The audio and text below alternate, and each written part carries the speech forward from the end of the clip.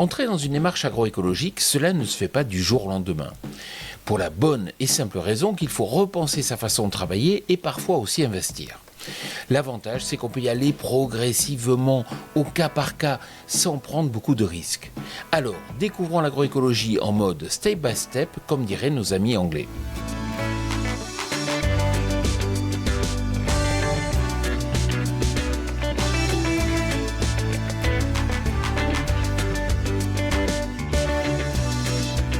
Cette semaine, je vous amène à la rencontre d'un céréalier de l'Île-de-France, bien connu car il est super innovant.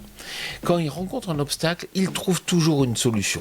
Par exemple, il a importé d'Australie un équipement monté sur les moissonneuses-batteuses, capable de détruire les semences de mauvaises herbes avant même leur dissémination. Ce qui passionne aujourd'hui Nicolas Galpin, c'est la vie du sol.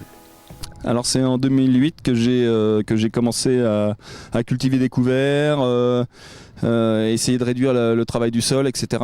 Et c'est vrai que ça répondait bien à mes problèmes de battance qui étaient assez importants ici. Des problèmes de battance liés à une faible teneur en matière organique ? Alors c'est vrai que le taux de matière organique dans le secteur, et chez moi en particulier, c'était un problème puisque depuis une cinquantaine d'années, il n'y a plus d'élevage du tout sur l'exploitation.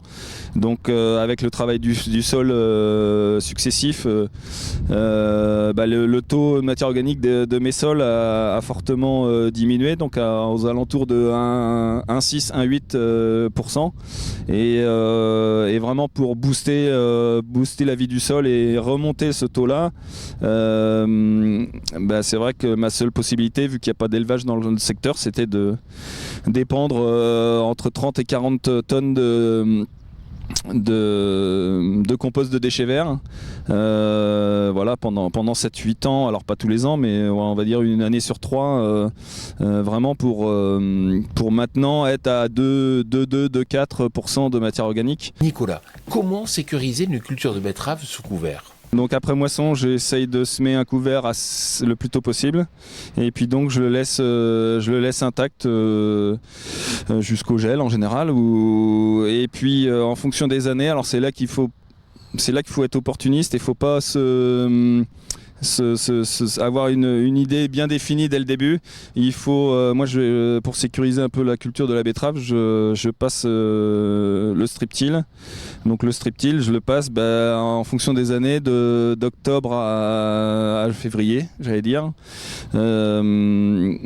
Et puis la veille du semis, je repasse le strip-till mais avec des toutes petites dents fines juste pour préparer le lit de semences. Mais le problème, c'est le coût du matériel. Ça demande du matériel spécifique en général et investir tout seul, c'est pas forcément la meilleure solution, surtout en cette période où on a des rentabilités quand même qui sont assez faibles. Donc c'est vrai que se regrouper ou en CUMA ou en achat collectif, c'est plutôt la bonne solution.